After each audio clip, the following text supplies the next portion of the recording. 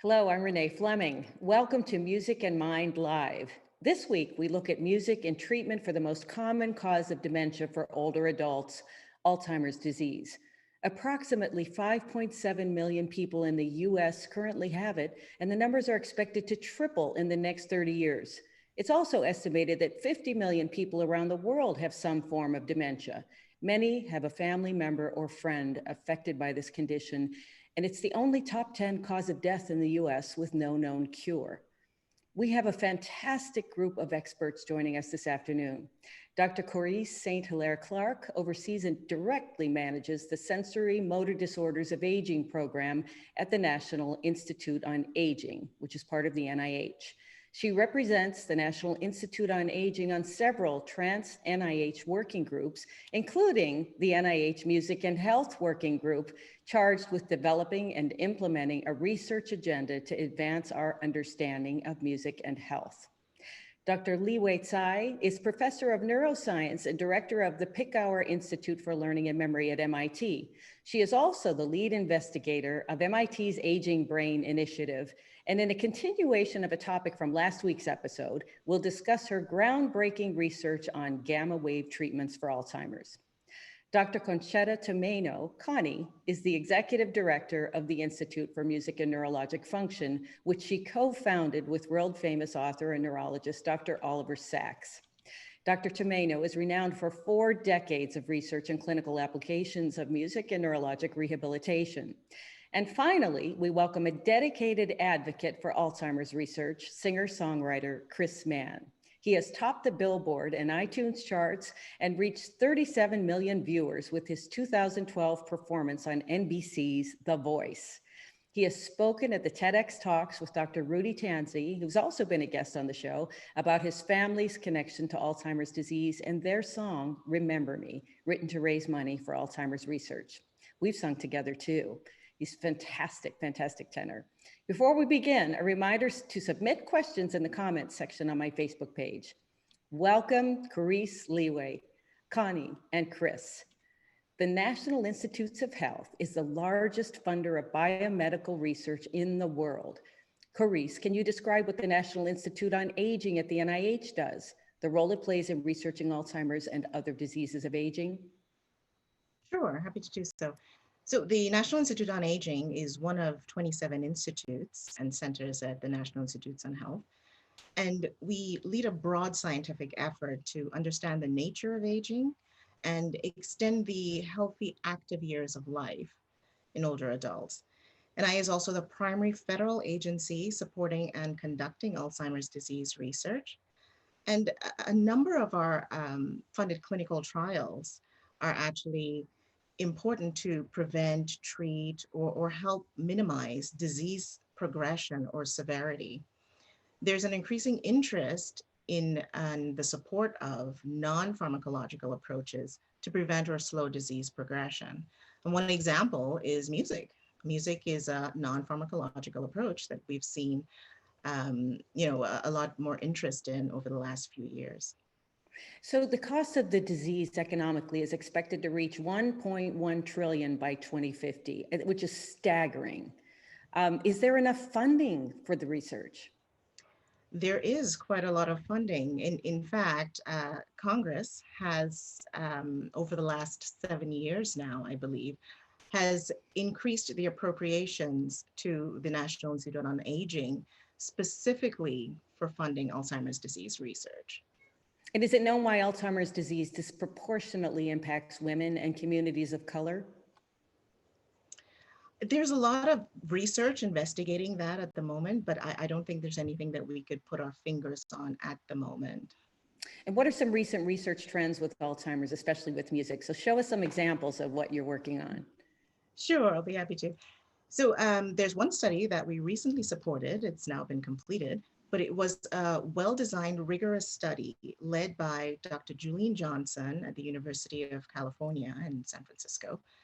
And this was to investigate the effect of older adults singing in a choir for 90 minutes each week over a period of a year. Her results showed that for those who participated in the intervention, they reported decreased loneliness and increased interest in life. There was no effect on cognition or physical function. However, it's possible that the duration of the intervention was not long enough to see these types of changes. Still, the results were quite exciting. There's another study that I can talk about that we're currently funding, and this one's led by Dr. Vincent Moore at Brown University. His study is called Metrical, and Metrical Music and Memory attempts to implement across 16 nursing homes a music program that involves using inexpensive iPod technology, which a lot of us are quite familiar with, to deliver individualized music to people with Alzheimer's disease. And this is done to address behavioral and psychological symptoms of the disease. Many states have currently adopted this, this was done since the airing of the award-winning 2014 documentary, Alive Inside. And in the documentary, it showed residents with severe dementia beginning to move, sing, and interact with others when listening to their favorite music. However, because implementation in these states were so variable, it's difficult to rigorously test the benefit or any impact that this program might have. And that's what Dr. Moore is planning to do. So we're really looking forward to potential results, hopefully in the next three or 4 years. So it must be also challenging because the music that we love is personal. It has to do with our history and with our memories. And we're going to talk to Connie about that as well. But I find the whole thing very fascinating. I was so surprised to see such an emphasis on your website on potential preventative measures. So, and the list included lowering blood pressure, physical exercise, and cognitive training. And so under the heading of cognitive training, might it make sense for us to learn a new instrument and you mentioned joining a chorus or otherwise learn something new, especially if it's in a happy social environment? That absolutely, that makes a lot of sense. And you mentioned a lot of the other non-pharmacological interventions that we're certainly exploring or investigators exploring, or lifestyle interventions. And we've seen an increase in the number of these types of applications over the last few years. So I think it's very exciting. And what about digital medicine? We had Adam Ghazali on last week from Neuroscape, who's developed a video game for mild cognitive impairment. And your site shows a photograph of computer training. Is this a promising trend? I think so. It looks fun too. It looks really fun. Yes, we're seeing a lot of these, and we have multiple opportunities for even small business to submit applications at NIA as well. And we're seeing an increase in those types of applications in that realm as well. Very exciting, very exciting. Is there anything else you can tell us about? Sure, I can certainly talk a little bit about sound health. Thank you. Which you and a lot of your audience probably already knows about. So we haven't talked about it that much actually, but it's been thrilling for me to work with between the Kennedy Center and the National Institutes of Health. Sure. So the National Institute on Aging and the National Institutes of Health continue to be invested in research on how music affects the brain and body. And the Sound Health Initiative is actually a partnership between NIH and the Kennedy Center in association with the National Endowment for the Arts. And the partnership, we like to say, is the brainchild of Renée Fleming and Dr. Francis Collins, who was the NIH director. And it was established in 2017 to explore this music-brain relationship and to really try to unravel the mechanisms that that underlie the therapeutic potential of music. And under the Sound Health umbrella is the Trans NIH Working Group. And this comprises representatives across 20 different institutes at NIH. And together, as a team, we've recently announced yet another funding opportunity that solicits applications on music interventions to understand the mechanism of action. And there are a couple more opportunities on the way, so definitely stay tuned.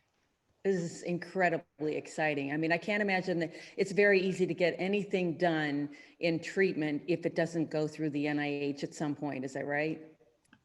Yes. We have a role to play. Yes, absolutely. Thank you, Coryse. Li-Huei, welcome. First, generally, I want to ask you some questions because you're a scientist at such a high level. What is Alzheimer's disease?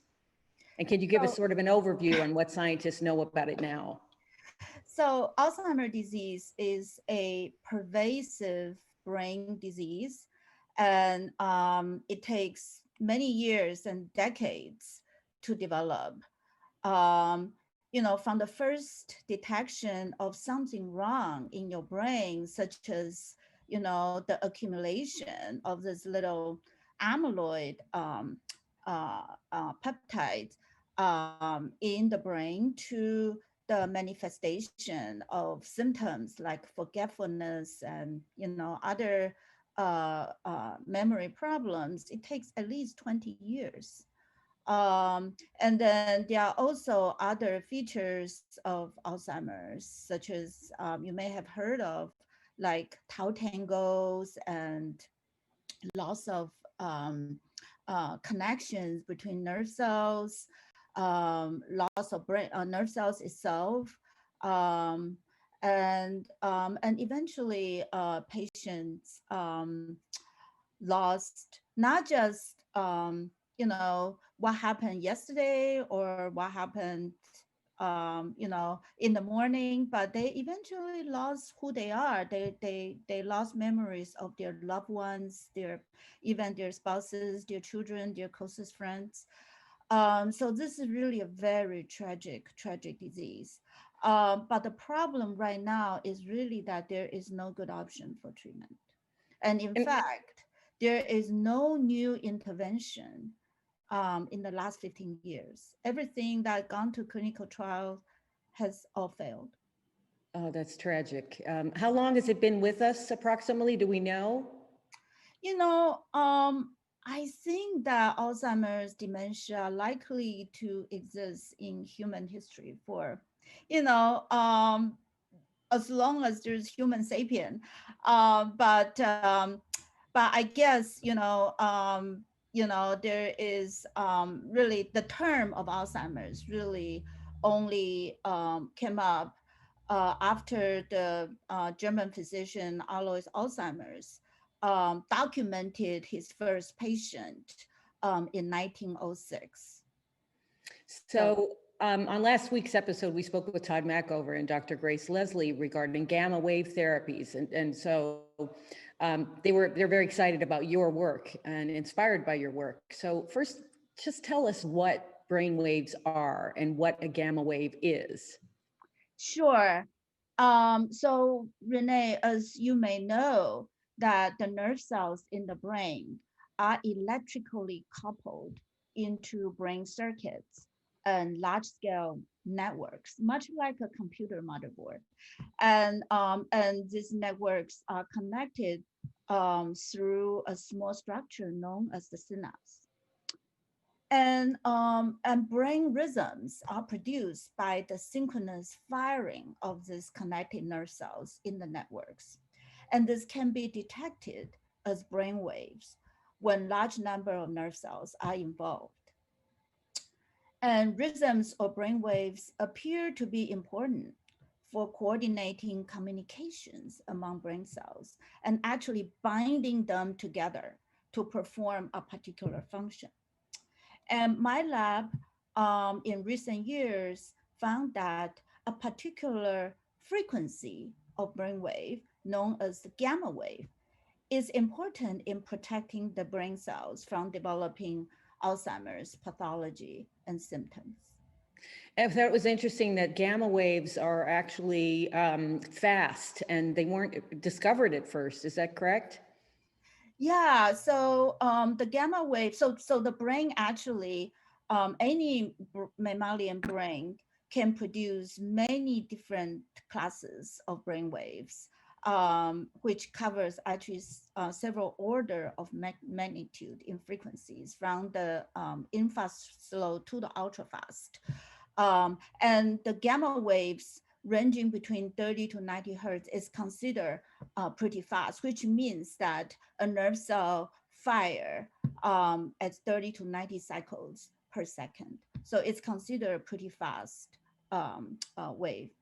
So I happened to be visiting MIT right about the time that the press release came out about your discovery of this 40 hertz therapy. Can you please tell us all about it?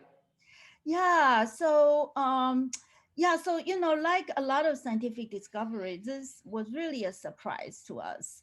So so we know that the gamma wave can be beneficial to memory function. So we initially were thinking about how we can increase the power of these gamma waves in a mouse brain, for instance, to begin with. So we started off with the Alzheimer's disease mouse model, and MIT has many great minds. So we work together with those great scientists like Ed Boyden and Emery Brown, and we came up with a strategy. So we decided to surround the mouse, their cage, with LED light strip. Okay, and then we just use a very simple algorithm to control this light to flicker at the gamma frequency, such as 40 hertz. And then what we found is that the nerve cells, the nerve cells in the mouse brain, they fire at the exactly same frequency. Okay, so we were very surprised by that. And then we say, okay, if the light flicker can do that, can we also use sound to induce the brain waves? So, we came up with another algorithm to expose the mice to 40 hertz tone.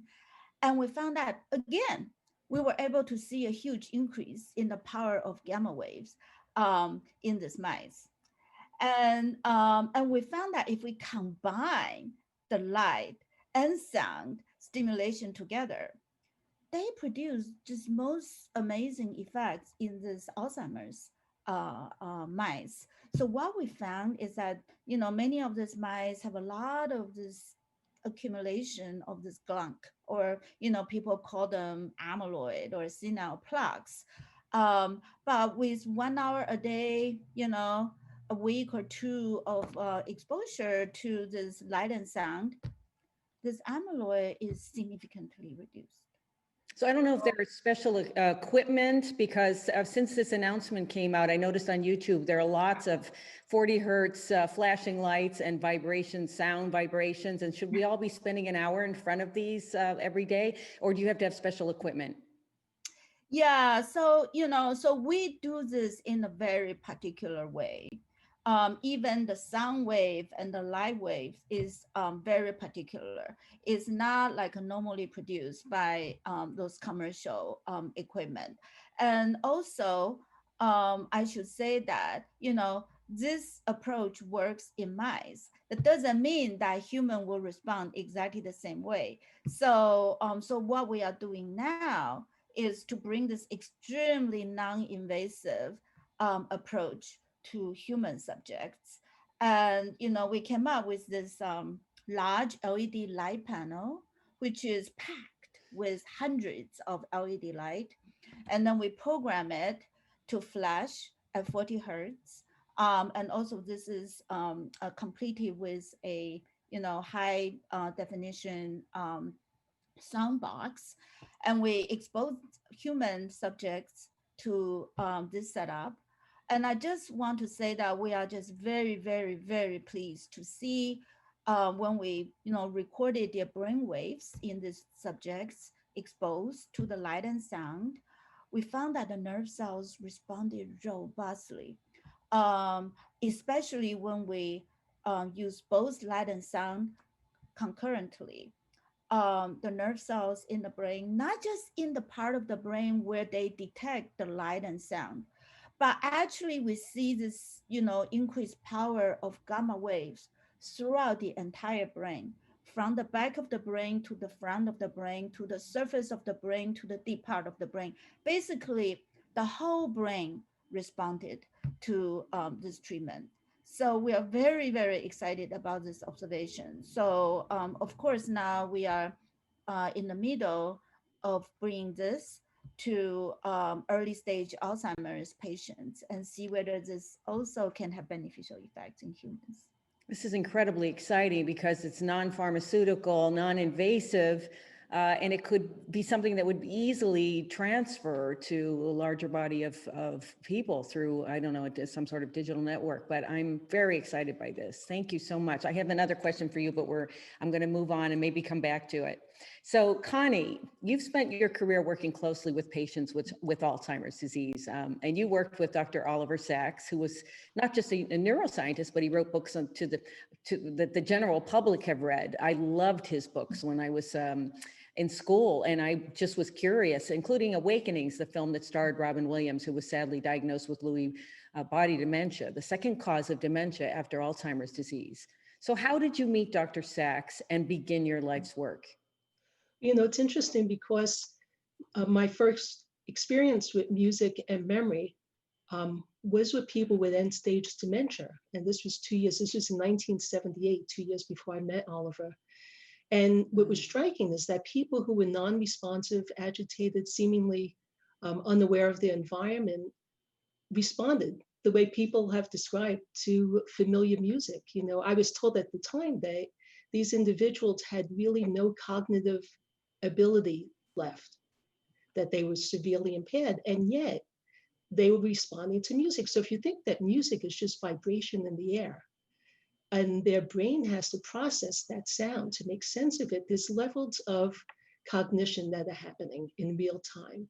So how is that possible when somebody is so damaged, or supposedly so damaged? So luckily I came to Beth Abraham, where Oliver was working in 1980, and he had already had the experience with his post-encephalitic Parkinson's patients that he wrote about, and how they became re-musicked, or with music, they were able to move and dance and walk in a way that they couldn't do even before he was working with L-DOPA. There was something about the rhythm that was arousing and stimulating real-time action. And so when I came, I told him about my patients who had dementia and how responsive they were. And one of the good fortunes that I had was I was a full-time music therapist at this facility. And so I had the luxury of working with these individuals several times a week in very intensive music groups. And what started to happen was they started to improve. Things like agitated behavior started to decrease. He noticed that their cognition, their quickness in answering questions improved. And so these were people who were living in a residential environment who were showing improvement. So what was going on? That was our question. What do we know about music in the brain? And what can we find out about how and why it's so well preserved in people who have dementia and neurocognitive impairment? And so we tried. We went to neuroscientists back in the early 80s and said, can you help us study music in the brain? And they said, no, it's too complex, But he was there and literally side by side would watch me work with some of his patients while he was doing their evaluation to see if they were more responsive than he as a neurologist could observe. And sure enough, they were. And so we started to think about something like priming and arousal. And is the sheer act of singing a song or being engaged in something that's meaningful enough to increase attention and sort of warm up the brain to make a logical response? And that's what we were seeing in our clients. And sure enough, by the 1990s, there was a great interest in in music therapy in the Older Americans Act. It was written in fact, that's where Oliver met Mickey Hart for the first time, was at that hearing. And we were able to get funding from the New York State Department of Health to look at a really concerted effort to do a comparative study between using music to initiate memory recall in people with dementia and a typical reminiscence group, where also meeting 3 times a week, same topics. And what happened was the people who were in the music group 3 times a week over 10 months started remembering the words to songs that they didn't know the lyrics to. Their mini mental status scores went up. And so the Department of Health thought this was so amazing that they actually recommended that preferred music to any resident in New York State should have access to really intentional music programs or music therapy programs. It was still fairly new in the facilities at that point.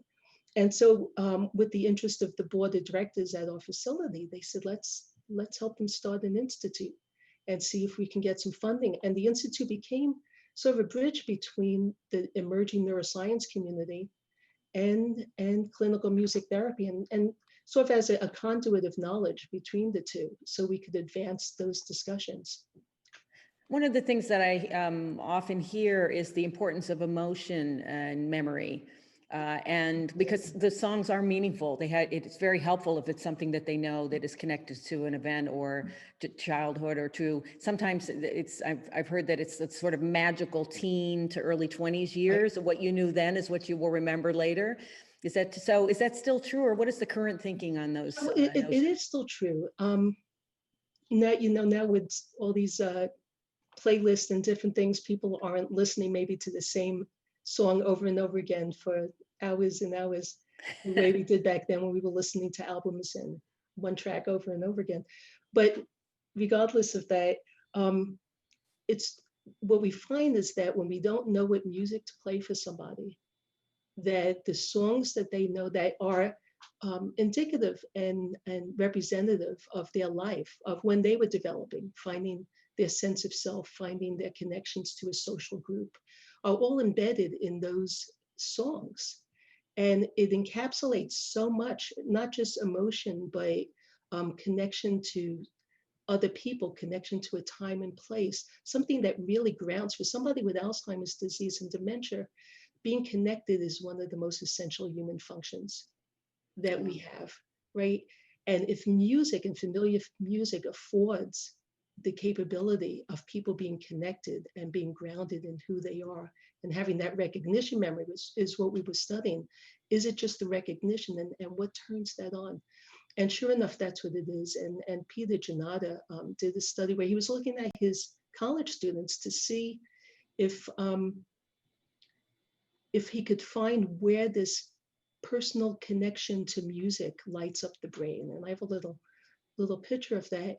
And what he found was that when songs had a connection to an individual, a person, a place, a time, a feeling of happiness, that those all converged in an area of the brain called the medial prefrontal cortex. And that the frontal cortex and the medial prefrontal cortex are involved in self-referential type mental activity. Who am I? Where do I belong? Who am I connected to? And it's this multiplier effect that happens when music has those elements of self and place and personhood and community. And so those are the most resilient songs in working with this population. Sometimes, there's people who have frontal temporal dementia who unfortunately lose their perception of pitch and may lose their ability to understand some of the sounds. And so sometimes we see individuals who don't respond to music, but that's more rare than the typical, like Alive Inside, where you see somebody wake up and respond immediately. Music therapists are very careful to educate people and inform that, one size doesn't fit all. And because we bring our personal histories to the music that we cherish, there's also positive and negative emotions that come along with that. You And were so- able to work with Glen Campbell. So we have Yes. just a short, and by the way, Alive Inside is the film. I believe it's still on YouTube. Yes. I recommend it to anybody interested in this, in the iPods and music playlists. So let's watch this very brief clip. It's Glen Campbell's, the documentary about his decline in Alzheimer's disease. Glen Campbell, like a rhinestone cowboy. It has happened to a music superstar. There's no cure for the rhinestone cowboy who's heading into the sunset. Well, who is he? It's you, honey. Your difficulties are due to Alzheimer's. It's really hard. I ain't done yet. Tell him that. Glen Campbell, I'll Be Me. So it's a beautiful film. It Right. was quite popular a couple of years ago. So tell us about meeting him and how you helped him get back on tour. Sure. Well, you know, it's interesting that when he was diagnosed, his family was uncertain. Kim had spoken to me and thought that maybe being on tour would be too much of a stress. They just that being on the road, being very tired, would actually exacerbate the Alzheimer's disease and dementia. But what was obvious, and what I had told her, and I think they were going to do this anyway because they had already planned the tour, but because he had what's called implicit memory of how to play, overlearned skills of his guitar songs, the instruments that he used when he played, the ritual of being on stage, well, everything that encapsulates that experience, he still had intact. And so if they could create an environment where the guitars were the same and the prompts were the same, he would be able to be there. And what happened was, which was so interesting, was that he had a new song in his concert tour called Ghost on the Canvas or something like that. And in the first concert he did, he was still using prompts. And then 6 months later, when I saw him, he was actually anticipating the refrain. And he turned to his daughter, Ashley, and he goes, "Oh, here comes the good part." You know, so here was a person who on tour actually learned further a song that was new to him. And That's so you could see, extraordinary. even though he was declining and it was obvious that he was in this, you know, Alzheimer's That's is a horrible amazing. disease, but Yeah, that also bodes well for staying active despite the disease and staying connected, keeping that connection. so important. Yeah, So thank you important. so much, Connie. Sure. Okay, Chris, so you've done some of the most creative work of any musician online during the pandemic. I recommend that everyone go to your YouTube channel and look at your videos. I was laughing out loud. Oh my Thank you for gosh. that. I'm so So- sorry, but you're welcome. No, it's the best. You're incredibly clever. It's and Well, gifted. thank you. I just want to, before you even start, I had a little bit of a scary thought when Concetta was telling us about this treatment and how the population really responds to the songs of their formative years and flashing forward. And God forbid we don't have a treatment in a couple more decades, but they're going to have to start blasting Britney Spears and Backstreet Boys for my generation. And how weird is that? If that like brings us back. Yeah, up, doctors. I know. I get it. For me, you know, it's funny. For me, it'll be classical music and opera and Joni Mitchell. So we all have our own odd You know what? playlists. That not surprisingly, you have a classier Rolodex and playlist than I do. I don't know. I wouldn't Or say when Justin Timberlake helps me remember, Justin who I am. Timberlake. So, Okay, so let's start with your gorgeous song and video, "Remember Me." It was written as an anthem for Alzheimer's disease a few years ago. So let's watch that, and then I'm going to talk to you about it. okay.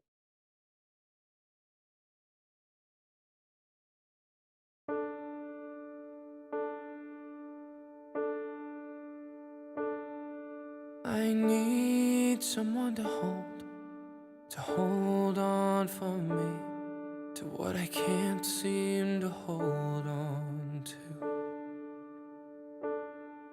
The life we used to live is slipping through my fingertips like a thread that's unraveling. I suppose that nothing lasts forever,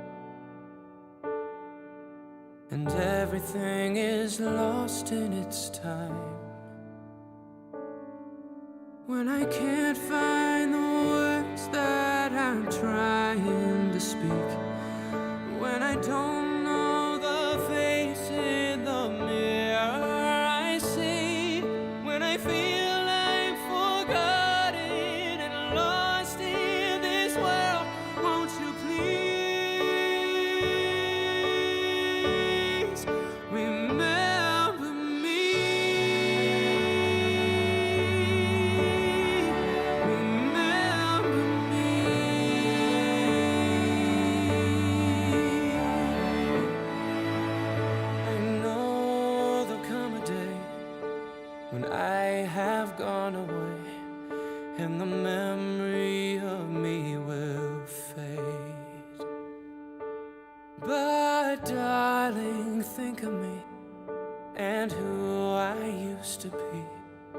I'll be right there with you again.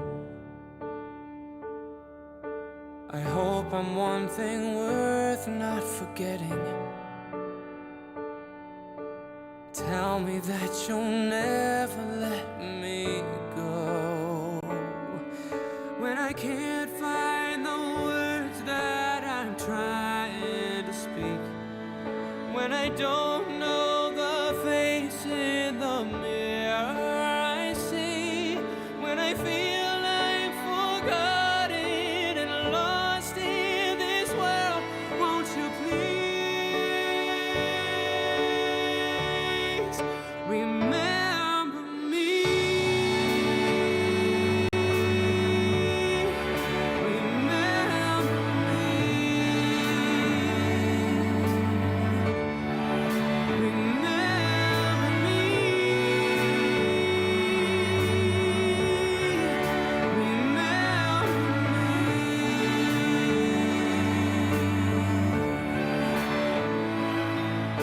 I hope I'm one thing worth not forgetting. Tell me that you'll never let me go. When I can't find the words that I'm trying to speak, when I don't know the face in the mirror I see, when I feel like I'm lost and alone in this world, won't you please remember me? Remember me.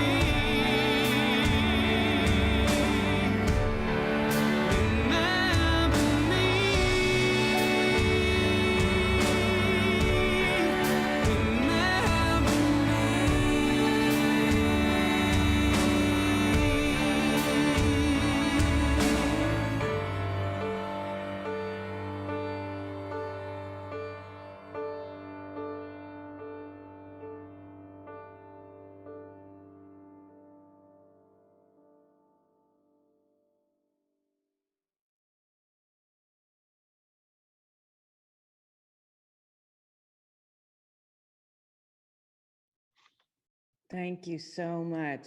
Oh, I think that's gorgeous. Thank you, And it's Renee. just so expressive. It says what it means to be alive. This is something that art can do, that music and dance and movement, we can sort of throw that out into the world, which is something we've seen through the whole pandemic of people wanting to create. Yes. How did you get involved in Alzheimer's advocacy? Well, like many viewers out there, I have a family history and a fear of that becoming a part of my life closer and closer every day. So I was promoting a PBS concert special out there in the world, and I happened to come in contact with Dr. Rudy Tanzi, who you've had on before, and many of your panelists probably know his Alzheimer's research.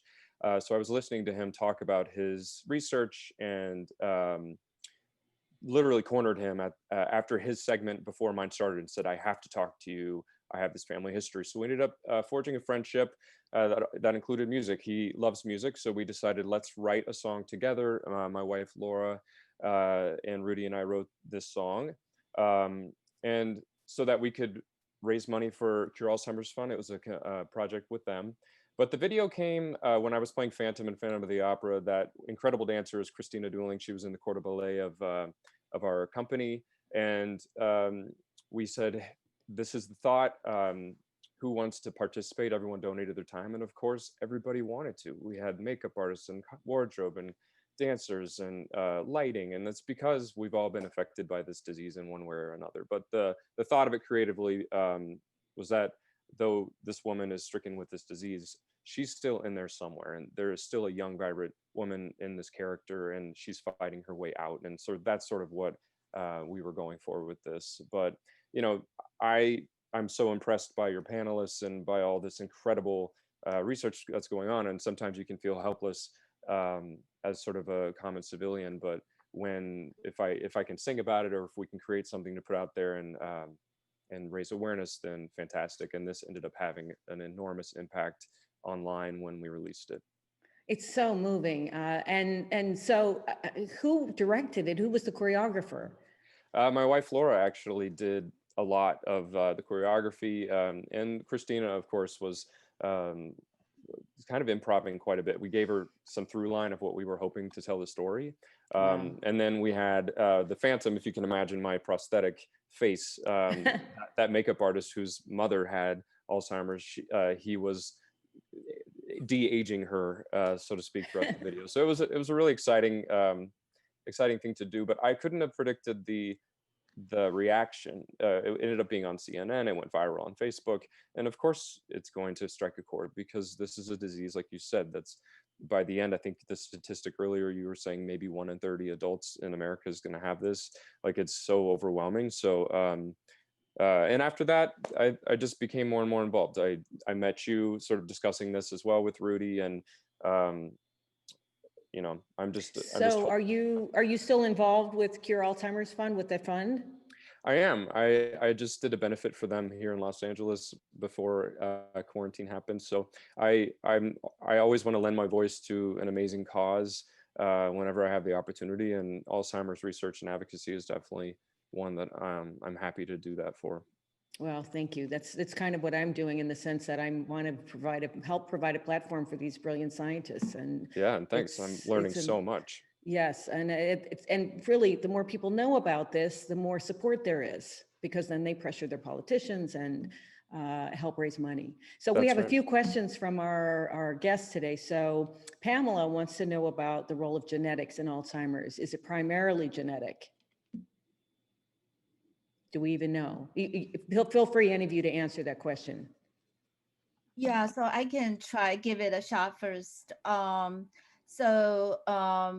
I think a lot of the, the so-called sporadic Alzheimer's disease in the general population is very much influenced by genetics.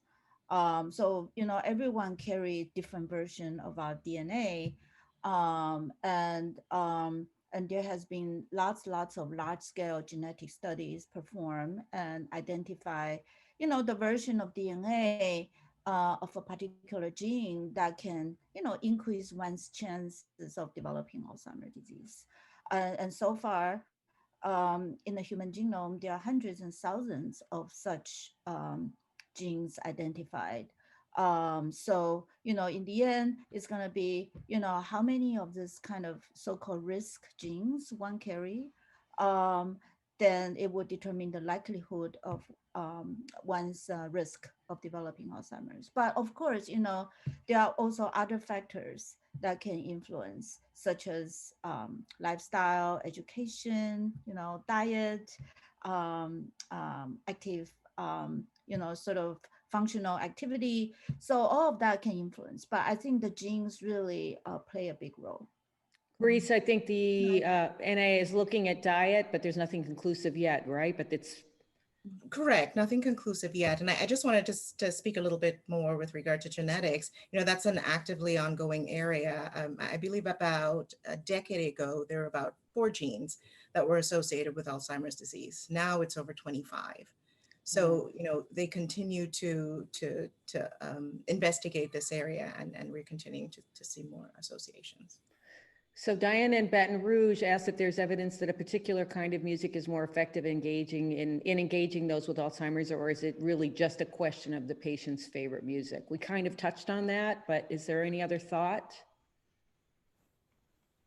There's also, besides familiar music, music that's rhythmically engaging and interesting also is appropriate. Many times, I'll improvise, and music therapists will improvise on songs that sound like a certain genre. So maybe blues, and maybe reggae, and maybe hip hop, whatever, rock and roll, especially now. So it's the feeling of knowing, and that makes the song attractive, plus the rhythmic component too. So personally preferred music to reach somebody who's hard to reach, but for people, just to engage them, to get physical exercise, it could be a whole array of music. Jason, can you pull up the list So this is a perfect time to show this. So Nancy Gustafson, so a colleague of mine and a soprano, started this foundation called Songs by Heart. Her mother had dementia, and she discovered that songs and singing together opened up a line of communication with them, between them in a meaningful way. Go check out her website, songsbyheart.org, and we'll show some videos at the end. But this is the list that they found to be most popular with the patients that they work with. So, and this is, nothing is scientifically compiled. It's just that this is what they have discovered I love in doing that this it's work. Take Me Out to the Ball Game. I mean, there's so many memories. She said that's huge. She yeah, said that they want to. You can place yourself in that moment. It must bring Yeah. back so many great memories of childhood for them. And they love doing the 1 and the 2 and 3 strikes you're out with. So Right. you have that sort of also motor Sure. connection. So bravo, Nancy, surely this is incredibly fulfilling work. And by the way, the singers in your video and on your site are excellent singers. Mhm. So I want to thank our extraordinary guests, Dr. Coryse St. Hillaire-Clarke, Dr. Li-Huei Tsai, Dr. Concetta Tomaino, and Chris Mann. We look forward to seeing you again next week. For a reminder, do sign up for the newsletter at my Facebook page or my website, reneefleming.com. And I encourage you to review all the past episodes of Music in Mind Live on my Facebook page, Renée Fleming Music. Next week, we're going to go deeper into some of our brain's emotional responses to music and how music can unlock secrets of cognition. Music therapist and professor Dr. Sherry Robb of the Indiana University School of Nursing is internationally recognized for her expertise in pediatric music therapy and behavioral intervention research. She's a member of the NEA-sponsored Sound Health Network Leadership Team, there's Sound Health again, which was a focus of an earlier episode of Music in Mind Live.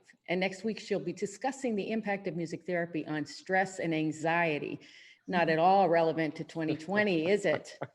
Also joining us is renowned neuroscientist Dr. Robert Zatorre, who holds a Canada Research Chair in Auditory Cognitive Neuroscience at the Montreal Neurological Institute at McGill University.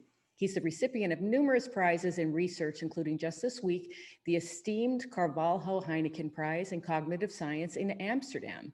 Dr. Zatorre's laboratory studies the neural substrates of 2 characteristically human abilities, speech and music.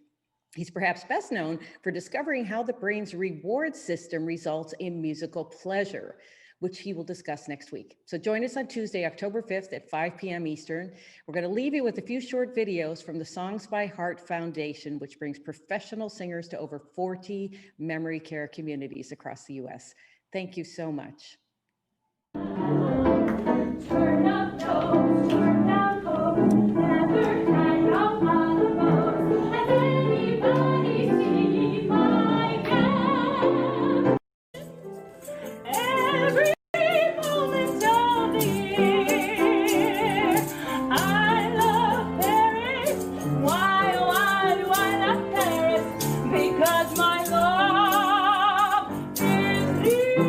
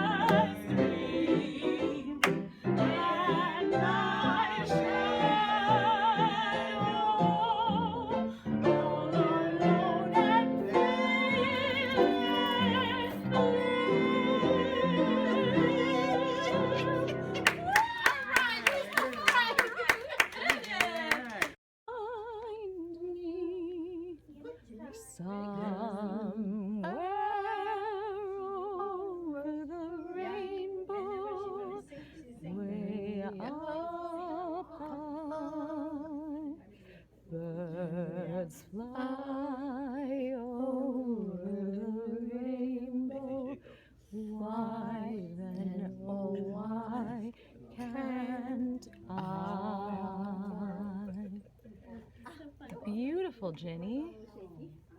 You sound beautiful. Okay. It was good. You feel a little more alive now?